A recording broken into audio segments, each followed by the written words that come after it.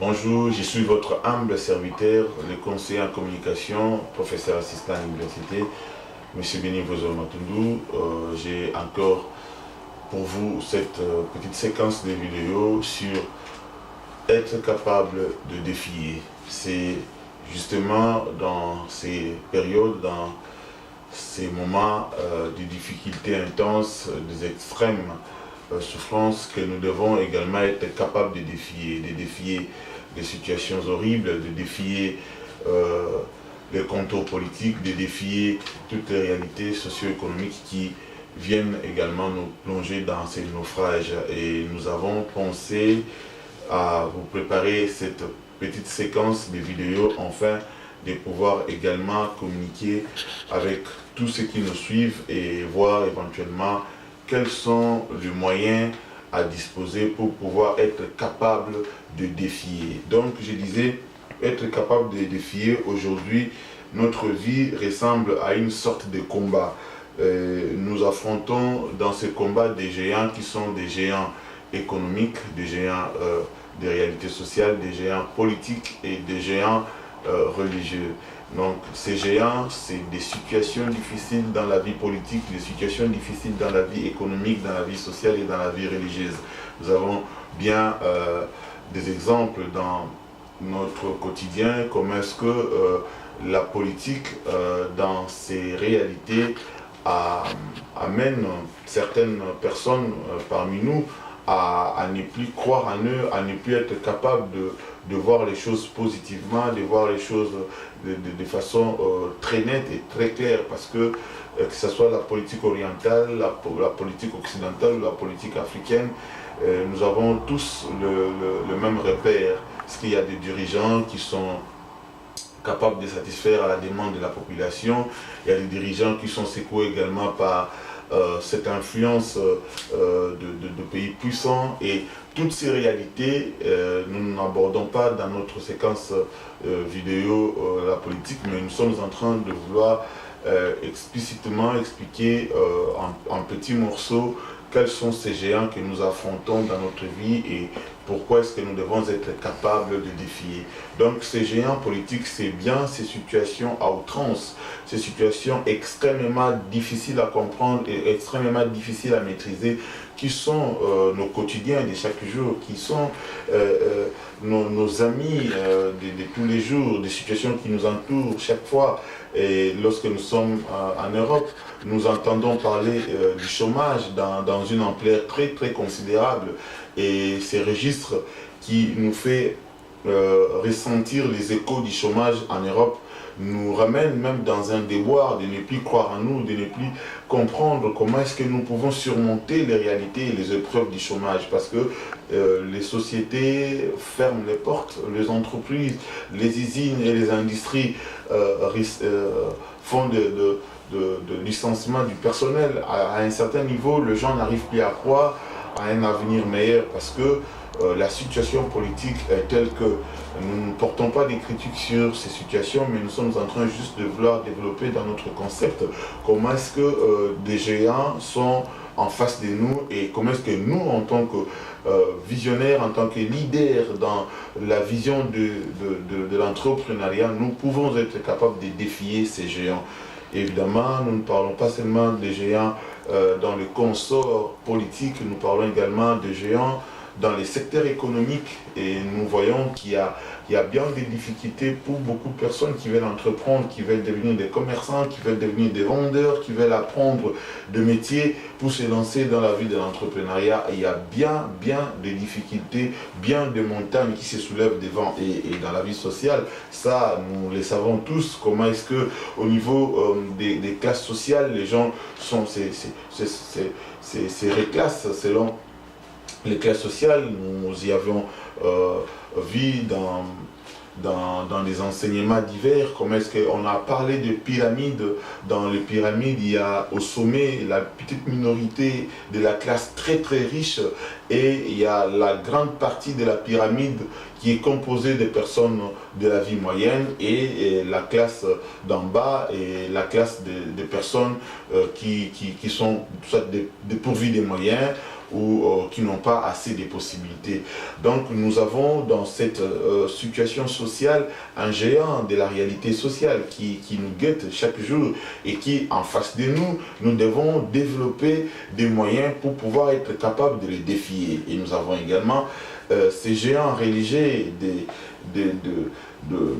moi j'appelle dans cette mixité de croyances religieuses, chacun de nous cherche à frayer un chemin par lequel il doit passer pour pouvoir croire au Dieu suprême, pour pouvoir croire et embrasser la meilleure foi. Mais tous nous avons tendance à parler de la même chose, mais dans les différentes façons. Cela veut dire que chacun croit à un Dieu puissant, à un être suprême, et certains d'autres disent, je ne citerai pas ici, que c'est lui qui est appelé l'être suprême, l'architecte de l'univers. On a donné à Dieu, créateur, des noms qui, pour des chrétiens, sont des noms chrétiens, Jéhovah, Alpha et Oméga. Pour des bouddhistes, nous n'abordons pas la religion dans la profondeur, mais chacun croit à un être suprême, chacun croit à une force cosmique, chacun croit à un être puissant et qui est à l'origine de toute création. Donc j'ai parlé de tous ces géants pour pouvoir voir comment est-ce que nous, en tant qu'individu, en tant qu'être humain, en tant que personne susceptible d'être victime de toutes ces forces et de tous ces géants qui se placent devant nous, nous devons chercher également des moyens afin de pouvoir défier ces géants, défier ces forces en face de nous, des forces qui parfois se forment en opposition vis-à-vis de nos ambitions, vis-à-vis de ce que nous désirons atteindre comme objectif, de ce que nous voulons concrétiser comme rêve. Et donc je viens, par cet enseignement, par ces sujets, par ces courtes vidéos, proposer cette force, moi j'ai appelé ces sujets, d'être capable de défier. Pour être capable de défier, il faut pouvoir affronter ces géants que je viens de détailler selon les domaines, selon les secteurs. Il faut être capable d'affronter ces géants. Et la première des choses, il faut toujours voir comment est-ce que, en dehors des faiblesses de la vie, des difficultés, des défauts qui regorgent chacun de nous, en dehors de tout ce que nous pouvons avoir comme panoplie de solutions, il nous faut également être capable de défier. Nous pouvons être des scientifiques, des hommes capables de démontrer par des formules mathématiques, par des formules scientifiques, des solutions qui peuvent nous permettre de sortir de la tête de l'eau. Mais devant ces géants, parfois ces formules sont inefficaces. C'est de la poudre, des perles-pépins. C'est des solutions qui sont inefficaces parce que vis-à-vis de la crise, devant ces situations, il n'y a eu aucun savant qui s'est levé et qui a donné des solutions par rapport à la crise. C'est bien évident que les savants, ils sont habilités à créer, à inventer et à mettre à notre disposition les résultats de la technologie moderne. Nous sommes très fiers du travail effectué par les savants et des génies, mais ce qui vient nous embrasser et nous rendre handicapés par rapport à nos ambitions, c'est des géants que nous avons développés, que nous avons évoqués ici d'ici quelques secondes, et nous avons vu que ces géants, c'est réellement ces situations qui échappent à notre contrôle, ces situations qui sont difficiles à maîtriser, ces réalités, comme je l'ai dit, économiques, sociales, politiques et religieuses. Alors, le premier point, il faut se connaître pour faire face à l'adversité. Il faut se connaître.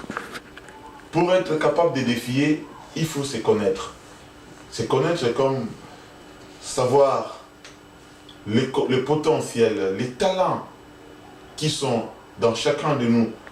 Se connaître, c'est pouvoir découvrir l'intérieur de chacun de nous. Que chacun de nous fasse un examen pour lui-même, afin de rentrer en lui et de voir ce dont il est capable de faire. Se connaître, c'est aussi rassembler toutes les forces possibles, tout ce qu'on a comme capacité, tout ce qu'on a comme potentiel, tous ces dons, comme je l'ai dit tantôt, c'est, n'est-ce pas, une façon de pouvoir faire face à l'adversité.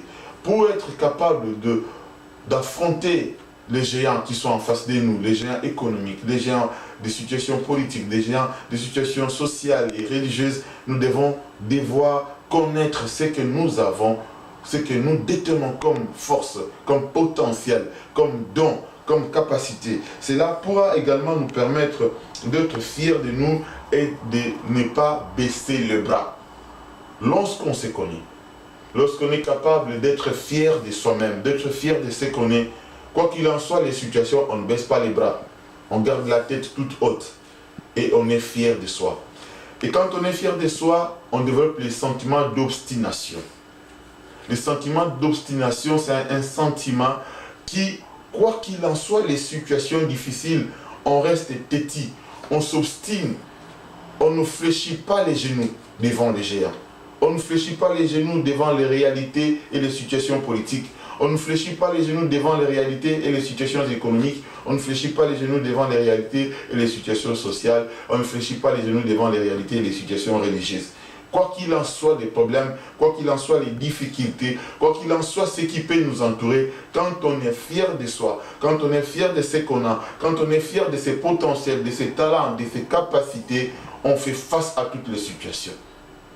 On développe, comme je l'ai dit, cette force de s'obstiner. On s'obstine à tout. On s'obstine à la crise. On s'obstine aux mauvaises nouvelles qui traversent les médias. Chaque jour, vous êtes d'accord avec moi que nos médias ne divulguent que des informations négatives. Nos médias ne peuvent que nous transférer dans un monde de pessimisme à outrance.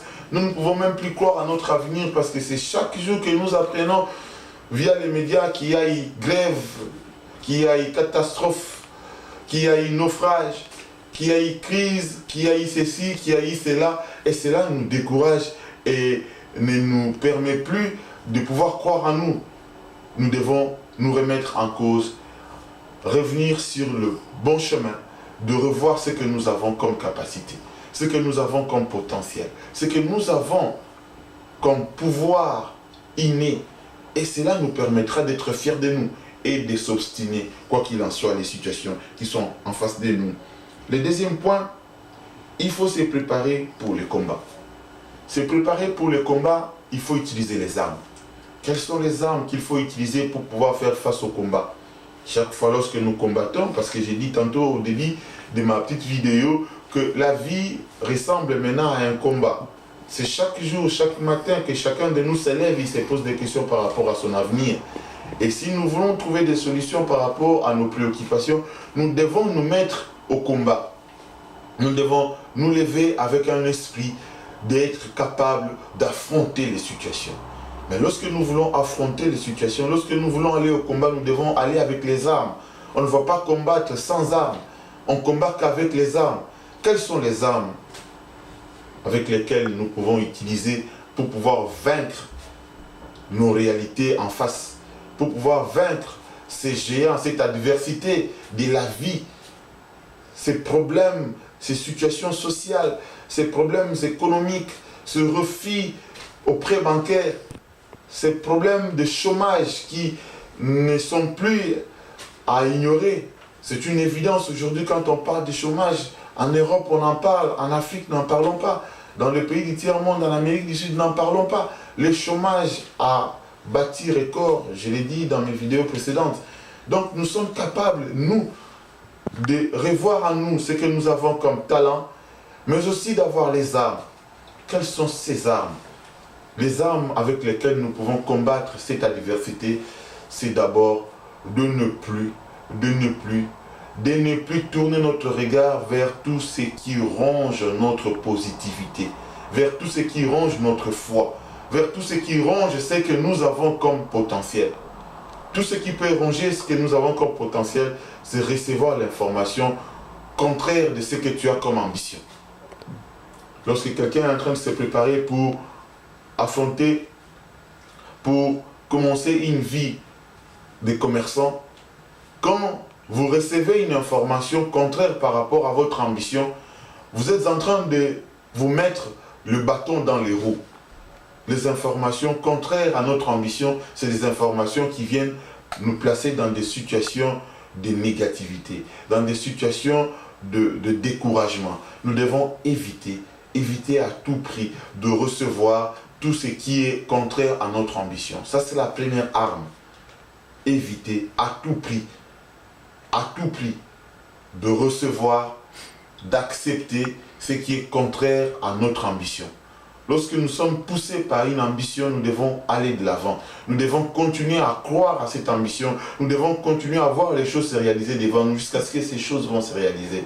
Nous devons éviter de reculer et nous devons éviter de recevoir et d'admettre toute situation négative, toute situation contraire qui vient nous placer devant le mur.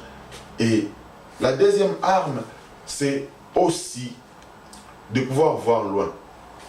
Pouvoir voir loin, c'est une façon de ne plus se fier à tout ce qui est détail. Comme je l'ai dit dans la vidéo que nous avions développée sur le mental des champions, les détails nous tuent.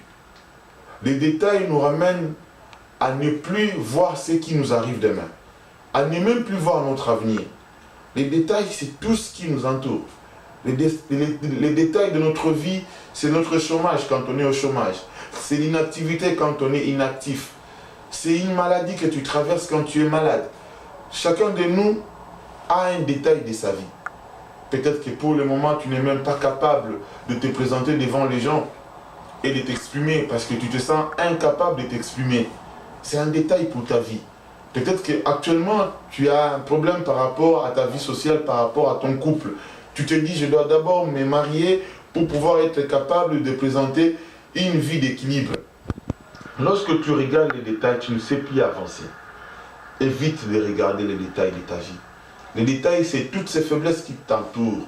Les détails, c'est tous ces petits soucis qui viennent envahir ta vie et qui te disent, ouf, où suis-je? Est-ce que je peux encore continuer? Évitons de regarder les détails. Les détails, c'est le temps que nous prenons toujours pour réaliser et concrétiser ce dont nous avons besoin. Le détail, c'est tout ce qui peut nous entourer pendant que nous sommes en train de vouloir frayer le chemin de la réussite et du succès. Donc, ces deux forces que je viens de présenter dans ce que nous devons utiliser comme arme, ce sont ces deux forces qui peuvent nous permettre de bouleverser les réalités en face de nous. En troisième lieu, il faut toujours connaître son entourage. Connaître son entourage est un point essentiel pour pouvoir sortir sa tête de l'eau. Aujourd'hui, beaucoup de gens n'arrivent pas à comprendre comment est-ce que certains, tous nous vivons dans la planète Terre, mais il y a ceux qui sont plus riches que les autres, il y a ceux qui sont moins riches, il y a ceux qui sont pauvres, et il y a ceux encore qui sont plus pauvres que cela. Nous avons une façon de développer dans notre vie qui est différente les uns des autres. Cela veut dire que chacun de nous a sa façon de voir les choses. Chacun de nous a sa façon de développer son enthousiasme, de développer sa force de résistance. Tout cela, nous devons toujours, nous en tant qu'êtres humains, et en face de ces situations et dans ces siècles florissants, dans ces siècles de vitesse, dans ces réalités qui nous entourent, nous devons toujours connaître notre entourage, connaître ce que notre entourage peut nous offrir. Notre entourage, bien évidemment, ne nous offre pas beaucoup d'opportunités. Notre entourage, parfois, ne nous encourage guère sur ce que nous voulons faire, sur ce que nous voulons atteindre comme objectif. Notre entourage nous plonge que dans les déboires de notre vie. Notre entourage qui nous ramène à des regrets, à des remords. Nous devons éviter parfois de nous conformer à notre entourage. Notre entourage peut être une première arme de notre destruction, mais notre entourage également peut être une arme de pouvoir permettre à chacun de nous d'évoluer. Il faut regarder dans l'entourage. Es-tu entouré par un entourage positif? Tu peux compter sur cet entourage? Vas-y. Mais lorsque tu es entouré par un entourage négatif, un entourage qui te décourage, fais en sorte que cet entourage ne t'influence pas par rapport à ta destinée. Et nous avons, en quatrième point, en quoi est-ce que nous sommes capables d'éliter? En quoi est-ce que nous sommes capables d'éliter? nous devons toujours ramener dans notre vie les exemples de tous ceux qui ont réussi. C'est une force. C'est une force. Voir ceux qui ont réussi avant nous, c'est une force. Voir ce qu'ils ont fait, c'est une force. Voir par où ils sont passés, c'est une force. Nous devons toujours avoir des références pour réussir. Notre vie est un challenge. Je vous invite à continuer à suivre nos vidéos sur nos sites. Je vous invite à continuer à être attentif par rapport à nos enseignements, car nous voulons tous aller dans ce carrefour de la satisfaction afin de réussir et d'atteindre le succès. Je vous remercie de m'avoir prêté quelques minutes pour cette vidéo et que nous, en tant qu'êtres humains, nous puissions tenir les garde-fous afin d'affronter les obstacles de la vie et les réalités quotidiennes qui peuvent empêcher notre vie à la réussite. Mais en tant qu'être humain, avec ces enseignements qui sont maintenant pour nous des armes, nous devons aller de l'avant, réussir et atteindre nos objectifs. Je vous remercie, moi votre humble serviteur, le professeur assistant Béni Mwezolo Matundu. Merci, à très bientôt, au revoir.